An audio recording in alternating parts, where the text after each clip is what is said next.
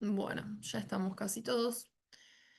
Al final era lo mismo conectarnos a las 2 de la tarde, terminamos perdiendo más tiempo. Disculpen, después le voy a decir a la Facu que salió mal esto de conectarse media hora antes. Bueno, entonces los efectos. Dijimos aumentar la glucosa, redistribuyen grasa corporal, reabsorben sodio, favorecen la excreción de potasio y hidrogeniones y la excreción de agua libre. Además, aumenta la reactividad vascular, además sustancias vasoactivas, favorecen el buen funcionamiento de lo que sería el músculo estriado. Y en cuanto al sistema nervioso central, lo que hacen es mantener la presión arterial, la glucosa plasmática y la concentración de los electrolitos. eh, y la concentración de los electrolitos. Pueden afectar también al estado de ánimo, al comportamiento, al estado cognitivo, memoria y excitabilidad del cerebro. También es importante esto, acuérdenselo, que en cuanto a los elementos formes de la sangre, lo que hacen es disminuir los linfocitos, los eosinófilos, los monocitos y los basófilos, pero lo que hacen es aumentar los leucocitos polimorfonucleares circulantes. Entonces, disminuyen casi todos, pero aumentan los leucocitos polimorfonucleares circulantes, acuérdense. Después, bueno, también actúan como antiinflamatorios y como inmunodepresores, inhibiendo justamente la función leucocítica. La absorción, en realidad, las diferentes vías se usan casi todas, tanto la oral, la intravenosa como la intramuscular. Incluso a veces se puede administrar sistémicamente en conjuntivas, en piel o por vías respiratorias tipo PAF. Lo más frecuente en realidad es intramuscular, que suelen ser los inyectables, o por ahí nosotros pacientes que están internados también se les suelen poner Dexa, más que nada en los postquirúrgicos, o se le puede poner también hidro a los pacientes que llegan con partes, por ejemplo, una fractura que tiene las partes blandas muy edematizadas, también le puedes dejar un goteo de hidrocortisona. Después, bueno, distribución, metabolismo y excreción, esto también acuérdenselo. Se absorben, llegan a la sangre. En la sangre casi todos, más del 90%, lo que hacen es unirse a proteínas de manera reversible, pero justamente se unen esas proteínas y se transportan, sobre todo por lo que es la CBG, que es la globulina transportadora de corticoides, y a la albúmina. Entonces, en plasma se unen a proteínas, se transportan unidas a proteínas. Después llegan a hígado, ahí se metabolizan y se metabolizan en menor medida también en el riñón y la excreción de las mismas es por orina. Acuérdense de todo el distribución, metabolismo y excreción que es importante. Después, cuando hablamos de lo que es toxicidad, la suspensión brusca del tratamiento, Eh, muchas veces por ahí un tratamiento prolongado con corticoides termina suprimiendo el eje del que hablábamos al principio. Entonces la idea es ir reduciendo de manera gradual las dosis, eh, o un día sí, un día no, y no sacarle directamente los corticoides a los pacientes que hacen tratamientos prolongados. Después, bueno, cuando hay un uso crónico de dosis suprafisiológicas, o sea que estamos dándole al paciente mucho más de lo que sería común, acuérdense que pueden tener como efecto adverso todas estas cosas. ¿Qué puede haber?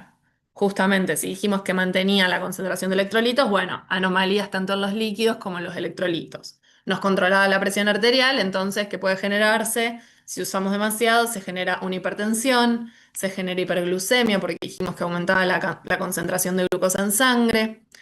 Es inmunosupresor, entonces lo que hace es que si nosotros le damos mucho al paciente, también aumenta la susceptibilidad que ellos tienen a las infecciones, puede generar gastritis, úlceras pépticas, hemorragias a nivel gastrointestinal, además debilita mucho los huesos, esto es recontra frecuente de ver, pacientes que estuvieron en tratamiento prolongado con corticoides por cualquiera sea la causa, suelen presentar después osteoporosis u osteonecrosis o incluso miopatías.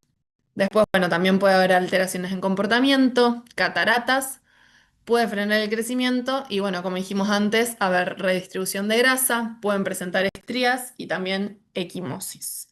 Pero bueno, sí acuérdense, o sea, así como es importante saber qué efectos tiene, también acuérdense que cuando nosotros lo usamos en dosis suprafisiológicas pueden generar todas estas cosas.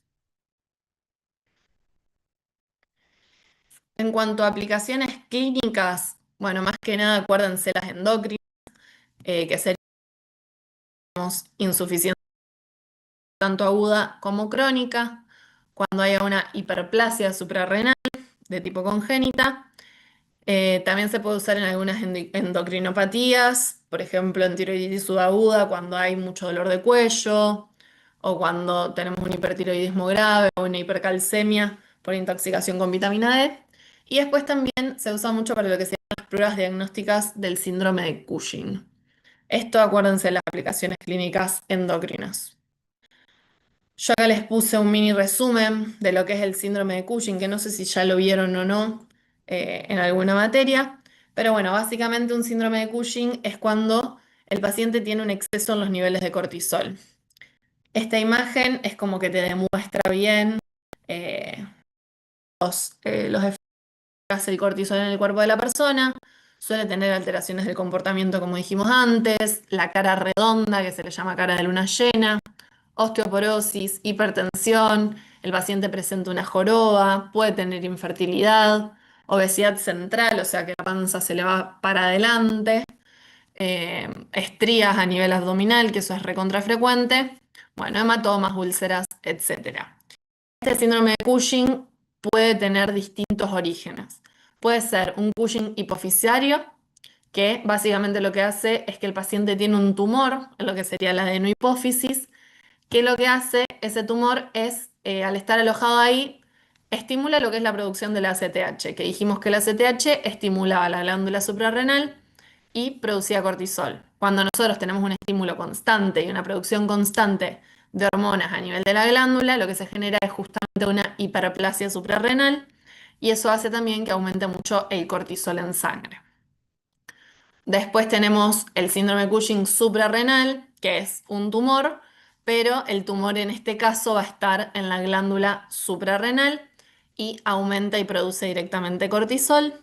Después puede ser un Cushing paraneoplásico, que básicamente es un tumor que secreta ACTH, por lo tanto estimula la producción de cortisol, pero que puede estar ubicado en cualquier parte del cuerpo, que es muy frecuente que suceda, por ejemplo, en un cáncer de pulmón.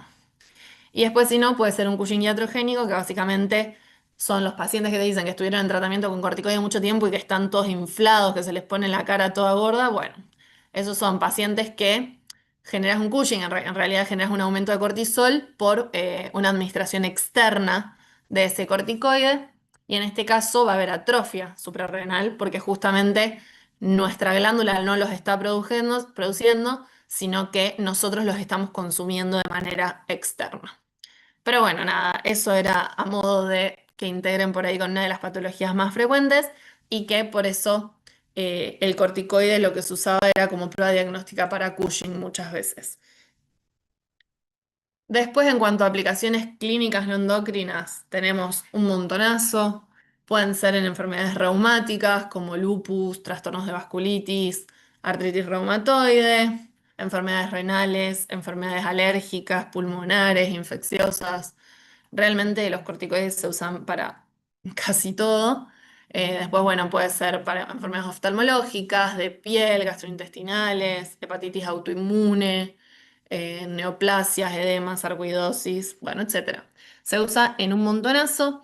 Casi siempre para lo que se usa es para como antiinflamatorio y como inmunosupresor o inmunodepresor, justamente. Por ejemplo, para un trasplante de órgano. Esas serían como las dos funciones más importantes que tiene. Yo acá les dejé un cuadro que en realidad o sea, me parecía más importante saber las funciones, los efectos, cómo se metaboliza y todo, pero ahí les dejé lo que serían los diferentes nombres de los corticoides, los más frecuentes, y como las potencias y las dosis equivalentes. Lo que más usamos, la betametasona. La betametasona suele ser el típico corticoide de depósito que pones al paciente de manera intramuscular y que después tiene una liberación prolongada que dura prácticamente un mes, que se usa muchísimo, por lo menos en la traumatología, en pacientes que por ahí, no sé, lumbalgias así a repetición o más crónicas, o pacientes, no sé, algún esguince de tobillo y que son deportistas, quieren seguir jugando, etcétera, se usa mucho el corticoide de depósito, que en este caso se usa la betametasona. Después la Dexa es el típico inyectable que, bueno, lo vamos a ver en fármacos de la guardia, pero que paciente que se golpeó, tuvo un traumatismo, se le hace un diclodexadiase. En ese caso, la Dexa nos ayuda como a desinflamar bien en el momento. El diclo te saca el dolor y el diazepam se usa más que nada para o relajar los músculos o como también para calmar un poco al paciente. Y el otro que más usamos también, bueno, es la hidrocortisona para lo que les dije antes. Por ahí pacientes que tienen alguna fractura compleja y tienen muchas blandas, vos querés entrar un paciente, siempre necesitas que las partes blandas estén bien, porque si no, si está todo muy inflamado, lo que vos haces es abrir al paciente y cuando lo abriste, operaste, lo que sea, cuando querés cerrar, por ahí no te llegan a aproximar los bordes. Entonces es importante que las partes blandas estén bien al momento de que nosotros queramos entrar un paciente a cirugía. Se los puse a modo de, es que para ustedes, para que lo lean. Pero sí me importa mucho lo que les dije antes. Sepan cuáles libera la corteza, cuáles libera la médula, sepan bien los efectos que tienen los corticoides, la distribución, el metabolismo, eso también sépanlo, y todos los efectos adversos que puede llegar a existir que el paciente por ahí esté usándolo de manera crónica en dosis suprafisiológicas. Y sí, sobre todo las aplicaciones endocrinas, que por ahí son más frecuentes, después las no endocrinas en realidad es como demasiado amplio, que por ahora no me interesa que lo sepan tanto. Y después sí, tener en cuenta que, eh, nada, básicamente muchos por ahí le tienen miedo al corticoide. La realidad es que una dosis única de corticoide o dosis, qué sé yo, un tratamiento, no sé, de 2 semanas, de una semana con algún tipo de corticoide, en ciclos cortos no va a pasar nada, obviamente siempre y cuando el paciente no tenga alguna contraindicación. Sí es importante que hay pacientes que por ahí tienen un tratamiento crónico, un tratamiento de sustitución y tienen efectos antiinflamatorios e inmunodepresores. En esos casos, nosotros siempre vamos a tener que tratar de manera empírica, ir buscando la dosis más baja que logre el efecto deseado que nosotros queremos. Es algo parecido a los opioides. Nosotros no hay que tenerle miedo a usarlos, sí hay que usarlos de manera responsable por todos los efectos que tiene. Una vez un tratamiento corto no pasa nada, pero sí tener en cuenta que cuando te hacen tratamientos largos suelen aparecer muchas complicaciones por el uso de estos corticoides. Pero bueno, y eso, ese es el bebé de mi amiga que ya tiene 1 año, pero bueno. Eso sería corticoides. ¿Alguien tiene alguna duda o algo de esto? Yo trato de hacérselo lo más simple posible porque ya tienen el parcial encima, así que fue un poco la idea de repasarles qué es lo que se tienen que acordar.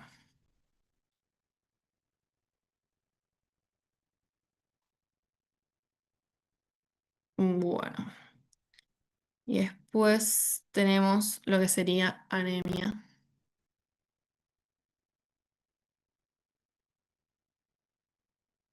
¿Están bien? ¿Seguimos? Sí, perfecto. Sí, bueno, anemia. Odio anemia con todo mi corazón, así que espero que a ustedes les guste, que lo miren con cariño. Yo les puse también una mini introducción. Nada, básicamente tener en cuenta que tenemos lo que es la eritropoyesis, que es cuando se generan esos eritrocitos o esos glóbulos rojos, que tarda aproximadamente una semana. Y después tenemos lo que es la eritrocateresis, que básicamente estos glóbulos rojos van a tener una vida media de 120 días y después el sistema reticulo endotelial es el que se encarga como de ir eliminándolos a los que ya no sirven. Básicamente, bueno, este es este es el proceso de la célula madre o el hemocitoblasto que por estímulo de la eritropoyetina se convierte en proeritroblasto, después en eritroblasto, normoblasto, ahí actúa el hierro y el hierro termina de transformarlo en reticulocito, que ese reticulocito, hasta ahí todo esto sucedía en médula ósea. Después el reticulocito ya se transforma en eritrocito y llega a lo que es sangre periférica. Pero bueno, esto es a modo de que sepan, porque por ahí dentro de los fármacos que nosotros tenemos se usa la eritropoyetina y se usa el hierro. Entonces, para que sepan que la eritropoyetina actuaría en este lugar y el hierro actuaría en este otro. Pero nada, son datos como para ayudarlos un poco. Bueno, la anemia. La anemia va a ser la disminución de ese volumen de Matías que se mide, bueno, en el hemograma. Disminuye también el hematocrito y la concentración de hemoglobina. Nosotros nos vamos a basar en esa hemoglobina para definir si un paciente tiene o no anemia.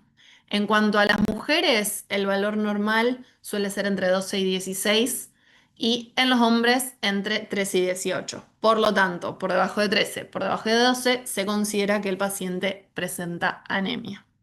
Después se van a dar cuenta que por ahí en la vida diaria, cuando, no sé, tienen pacientes internados o lo que sea y le vas haciendo un seguimiento, te vas dando, o sea, cuando es muy leve no se le da mucha bola. O sea, si tenés un 11,8, 11,7, no decís, bueno, este paciente está reanémico, sino que, bueno, son como que van alterándose un poco esos valores, pero bueno, en este caso se toma como punto de corte 12 en mujeres y 13 en hombres. Yo acá les dejé un mini resumen de, tenemos distintos tipos de anemia según el volumen corpuscular medio que tenga el eritrocito. Cuando es menor a 80 son microcíticas, normocíticas son tamaño normal, que es entre 80 y 100, y macrocíticas es cuando son más grandes y ese volumen corpuscular medio es mayor a 100. Nada, las anemias ferropénicas se encuentran, que está por ahí son más comunes, se encuentran dentro de las microcíticas, también las sideroblásticas o las talasemias. Después, en cuanto a las macrocíticas, por ahí suelen ser las anemias megaloblásticas o las hemolíticas o las que sean por sangrados activos. Bueno, acá también hay un cuadro que por ahí te las define según la cantidad de reticulocitos, según cómo tiene el volumen corpuscular medio, etc. Pero nada, esto es para que les quede. Como tratamiento vamos a hablar de, como les nombré antes, la anemia ferropénica, la talasemia, bueno, las anemias inflamatorias, que por ahí más que nada se hace un tratamiento de la enfermedad de base, y de las sideroblásticas. Este cuadrito es clave que se lo sepan. Entonces, las anemias ferropénicas, nada, el paciente que tiene disminución en el hierro y suele ser por pérdidas hemáticas, pueden ser sangrados, por ejemplo.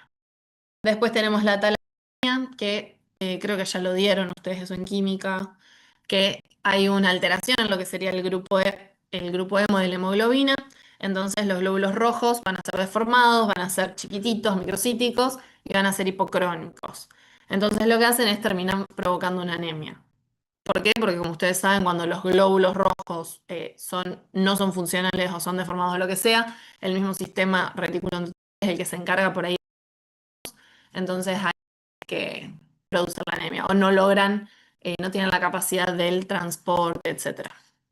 Después, bueno, también está la anemia de enfermedades crónicas, que puede ser, bueno, por enfermedades reumatológicas, renales, neoplásicas, es muy frecuente en las neoplásicas, que también alteran la formación de la hemoglobina por los diferentes procesos inflamatorios de estas enfermedades. Y después tenemos en la anemia sideroblástica o megaloblástica, que los glóbulos rojos van a ser más grandes y deformados, que esto se asocia sobre todo a la falta de B12 y ácido fólico. Por eso van a ver que justamente el tratamiento de una anemia sideroblástica va a ser B12 y ácido fólico. Pero bueno, ahora vamos a hablar de cada tratamiento en sí. Bueno, esto es lo que les decía antes. En la ferropénica hay déficit de hierro, la talasemia se altera la síntesis de globina, bueno, la sideroblástica también se altera el grupo hemo, etc. Entonces, a lo que nos compete a nosotros es cuándo vamos a usar el hierro.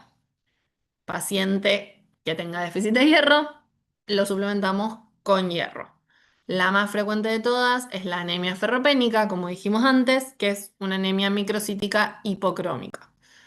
Este es el típico paciente que lo ves pálido, que está cansado, que está súper débil, a veces incluso puede presentar disnea, taquicardia, y también es frecuente que además de tener las uñas frágiles, tengan el hábito de pica.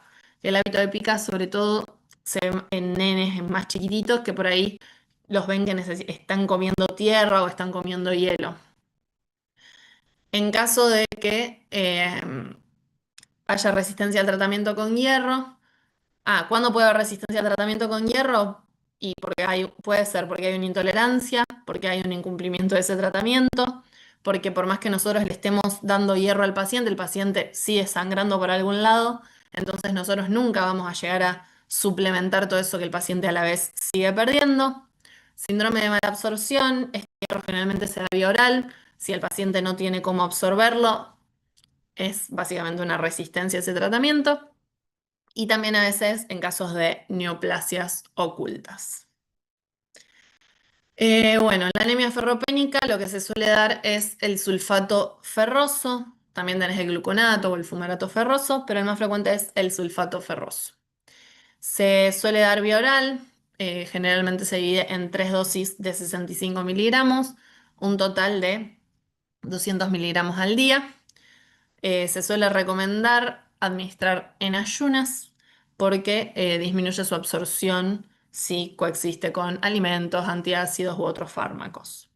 Muchas veces la absorción de hierro puede estar aumentada por lo que es la vitamina C. Los pacientes pueden llegar a tener como efecto adverso náuseas, dolor abdominal, constipación, diarrea. De hecho, es bastante frecuente que los pacientes se quejen de esas cosas. Pero bueno, básicamente le vas a dar comprimidos de hierro. Son todas sales que la mayoría van a ser ferrosas. Y los nombres por ahí comerciales serían el Ferran Complex, que es bueno, hierro polimatosato. Tenés el Siderflut, que es el sulfato ferroso. Y el que es Complex, que es polimatosato. Después el hierro Quick, que es hierro elemental. Y el Anemidox Ferrum, que es hierro fumarato. De esto no se la huelen por ahí tanto con los nombres, sino que sí es importante que lo más frecuente es que es vía oral, que se suele dar en ayunas para aumentar su absorción, que la vitamina C pueda aumentar su absorción. Como efecto adverso tenemos efectos gastrointestinales sobre todo, y que su uso más frecuente justamente es en la anemia ferropénica. En la anemia que te falta hierro, lo vamos a suplementar con hierro. Eso es lo que deberían quedarse sobre todo de esto.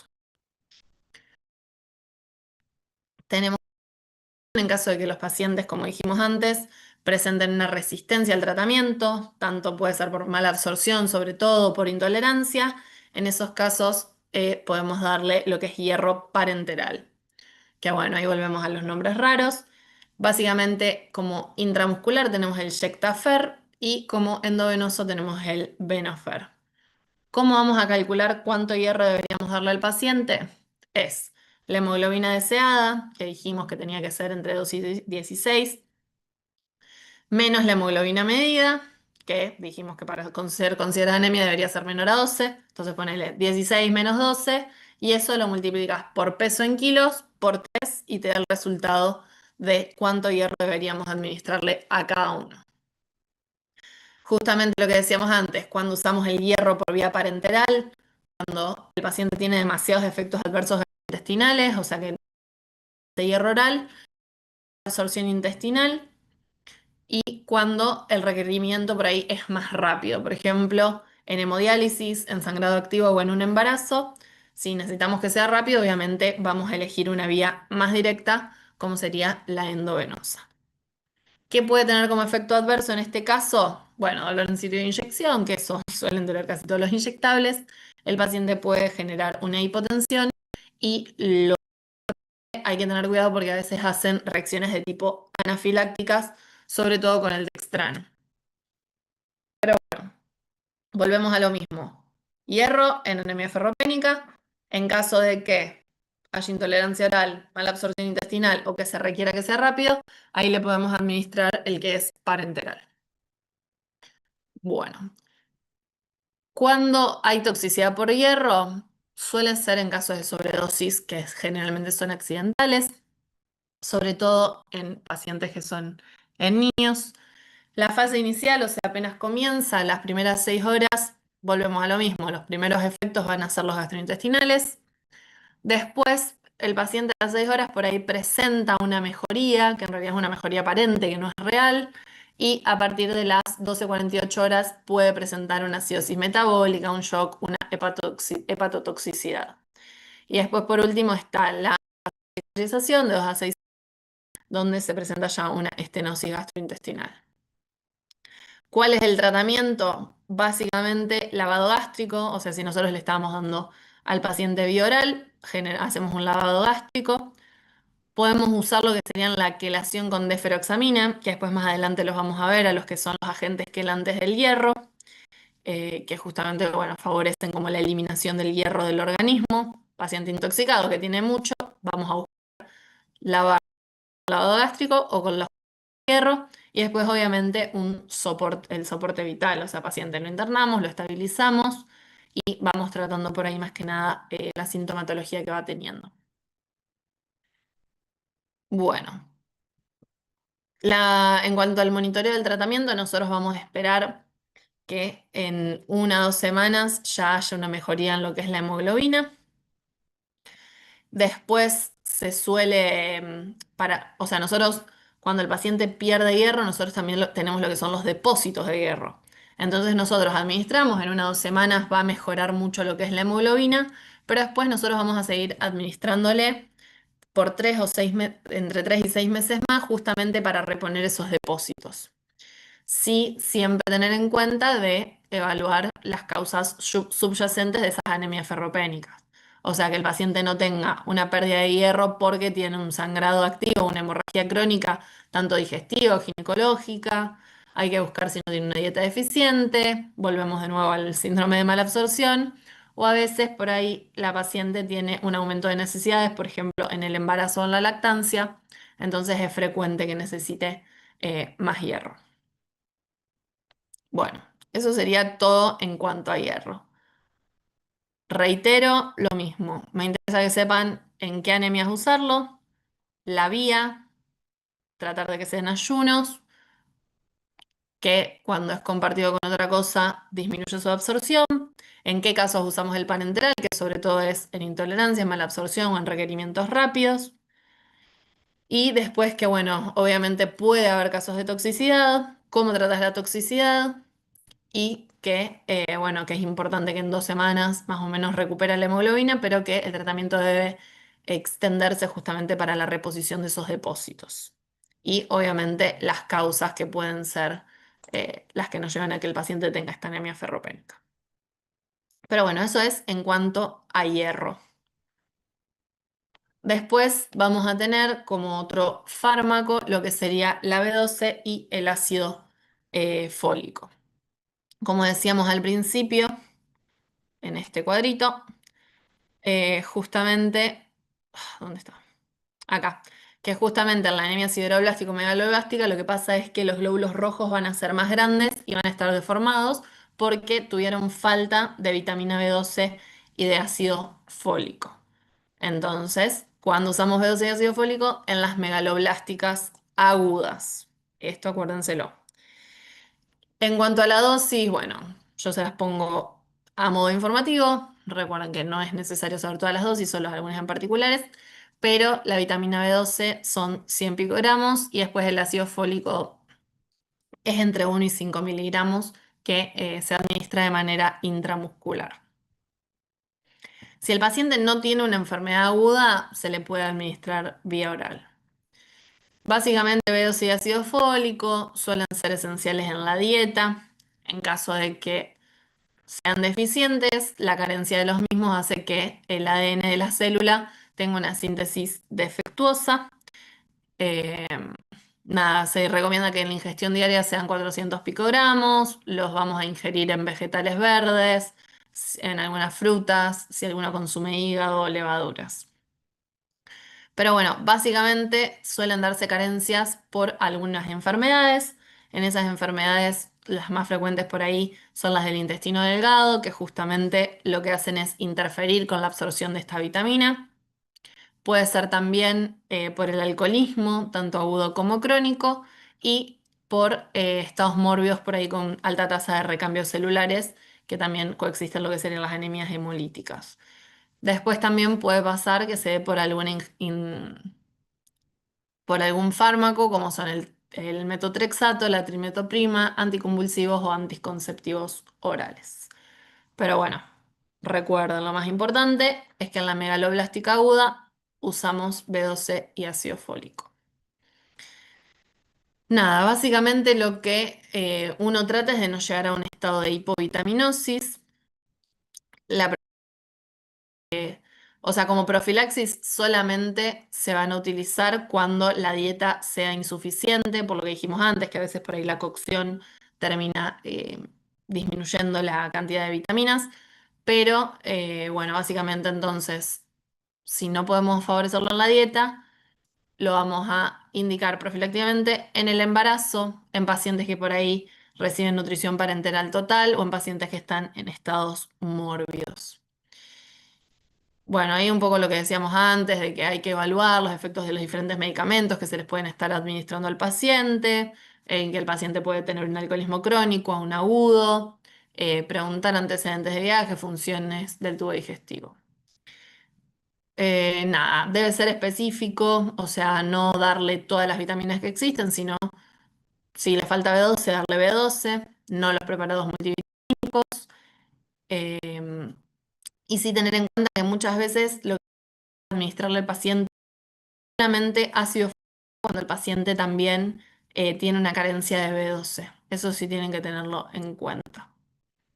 Pero bueno, como efectos adversos, lo más frecuente es que en grandes volúmenes lo que hace es contrarresta el efecto antiepiléptico de fenobarbital, fenilidantoin y primidona y puede aumentar la cantidad de crisis convulsivas de los pacientes sensibles y puede haber reacciones adversas a la inyección parenteral.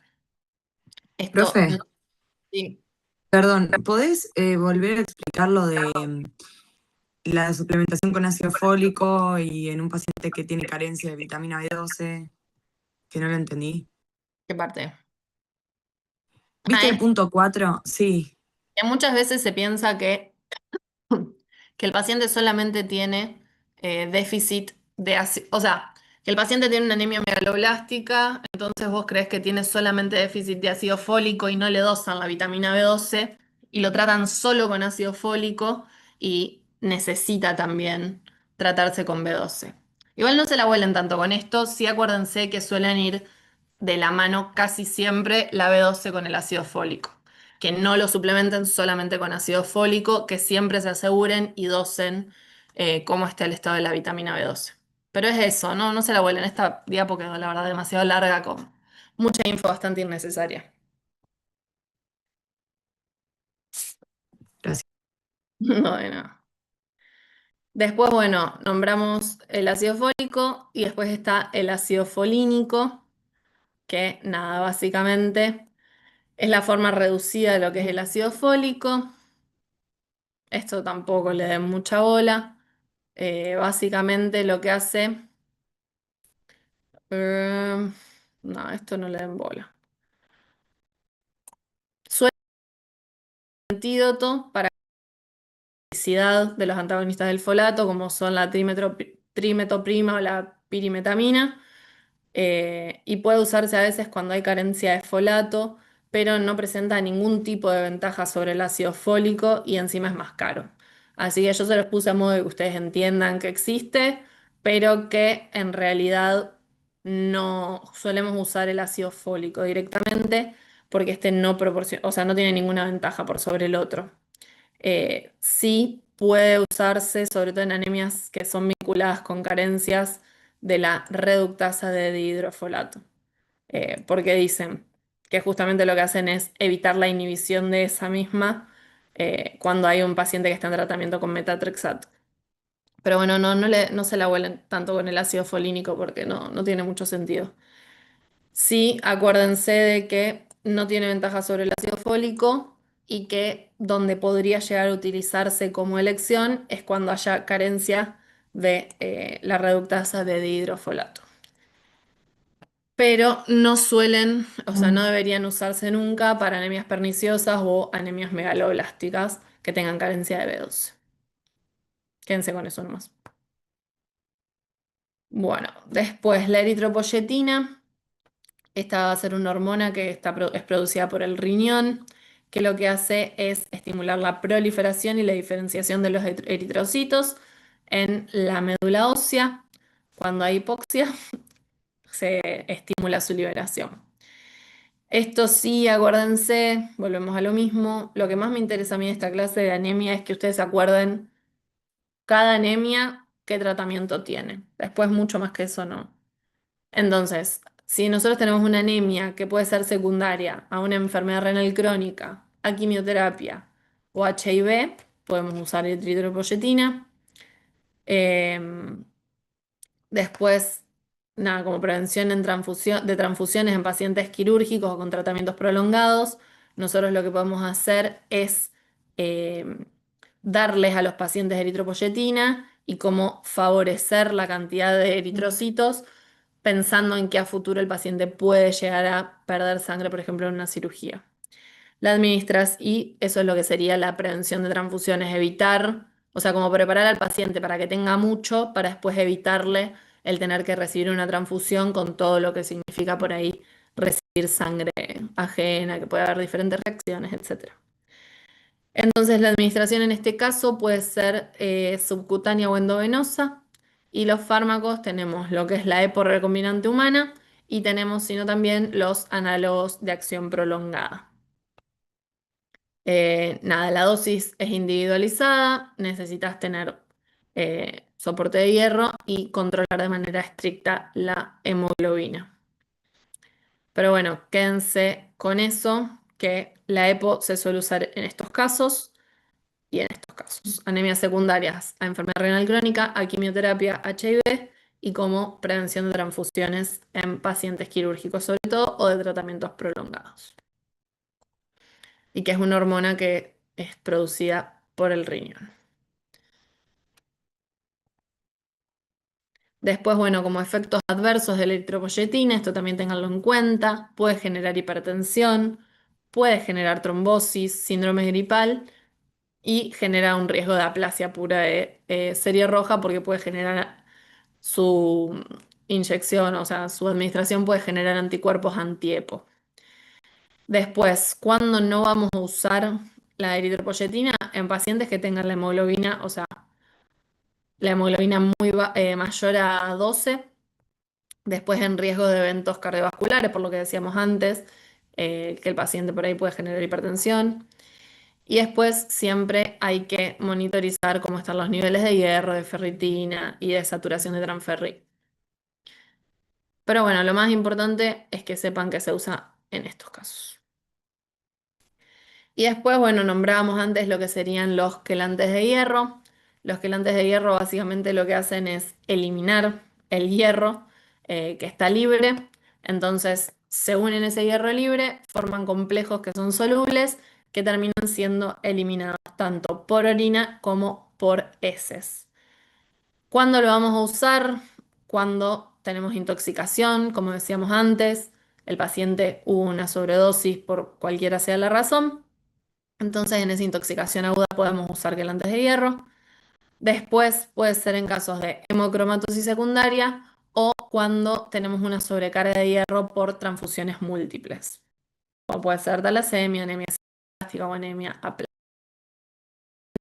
De quelantes de hierro, ¿cuándo los vamos a usar? Cuando nos sobra hierro, usamos los quelantes y lo eliminamos. Forman los complejos y se elimina por orina y por heces. Los diferentes, bueno, los nombres serían, tenemos la deferoxamina, que puede ser subcutánea o endovenosa. En este caso se elimina por orina. Esto es más que nada la sobrecarga crónica o la intoxicación aguda. Puede generar hipotensión, puede generar toxicidad ocular o auditiva y reacciones locales. Después tenemos la deferiprona, que esta es vía oral, también se elimina por orina. eh, y bueno, al ser vía oral puede generarnos algo de náuseas y puede generar también agranulocitosis. Y después tenemos el Deferacirox, que también es vía oral y en este caso se elimina por heces por vía biliar.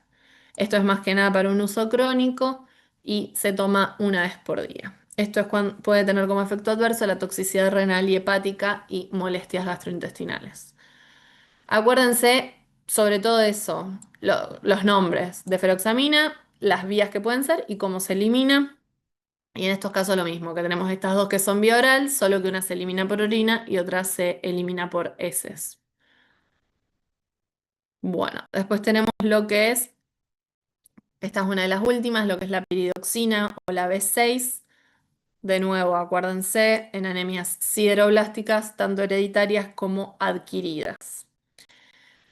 En este caso también el tratamiento va a ser vía oral, dividido en 3 veces por día, o sea, cada 8 horas por 3 meses. Va a corregir las anemias que suelen relacionarse con el tratamiento de la tuberculosis, como son la isoniazida y la piracinamida. Después, tener en cuenta que antagoniza la acción neurofarmacológica de la levodopa, la eficacia.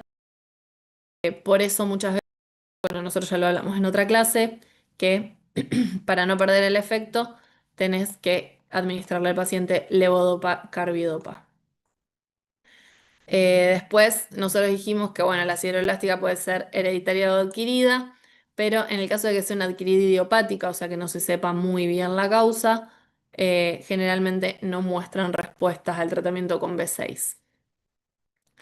Después volvemos a lo mismo, el tratamiento en principio va a ser vía oral, pero si el paciente no presenta, o sea, no le da resultado de la vía oral, a veces puede utilizarse la vía parenteral. Eh, pero bueno, acá te dice que si vos le aumentás la dosis por día, fíjate que acá teníamos, ah, no, está bien, la misma dosis. eh, Básicamente lo que te demuestra acá es que por vía oral o por vía parenteral, las producciones de concentraciones intracelulares del fosfato terminaban siendo iguales o mayores por vía oral. Como que era un poco mejor que el parenteral, entonces no debería ser mejor el parenteral. Pero bueno, es como todo. Si no funciona vía oral, se puede tratar vía parenteral. Acuérdense, piridoxina en anemias sideroblásticas. Y bueno, eso soy yo el año pasado que me operaron de apendicitis. En esta época del año, pero quedó la foto ahí de onda nomás. Pero bueno, eso sería todo. Yo ya sé que es un bodrio, son dos temas re largos, pero bueno, todo lo que yo les repetí 25 veces es lo que se van a encontrar el viernes. No sé si alguien quiere preguntar algo, quiere saber algo. Si no, ya les pongo para que se pongan el presente y son libres. Profe, una pregunta sobre las dosis. ¿No habría que saber ninguna o alguna en específico si es importante? Eh, no, de esto, la verdad que no. Va, yo por lo menos no. Para este parcial, no. Es, enfóquense en lo que yo les dije, o sea, lo que les repetí 25 veces, enfóquense en eso. En estos casos no hay ninguna dosis así que sea tan importante saber. Después Listo, gracias, profe. hay una clase de fármacos en la guardia que es más adelante, que es el próximo parcial, quien es así, por ahí van a tener un poco más de dosis, pero más que nada de dosis máximas, de cuánto se podría por día.